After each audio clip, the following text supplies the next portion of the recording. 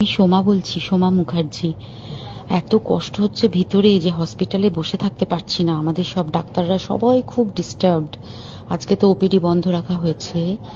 তোরা জানিস সমস্ত ঘটনা শুনলাম, যা মানে সত্যিকারের ঘটনা, যেটা আরজি করের ভিতরের যে ডাক্তার তারা তাদের বন্ধু বান্ধব মারফত এটা ছড়িয়ে মানে এসছে আমাদের কাছে। অ্যাকচুয়ালি যেটা ঘটেছে সেটা হচ্ছে, আমি শুনে তো মানে বিশ্বাস করতেও নিজেকে কেমন লাগছে রে।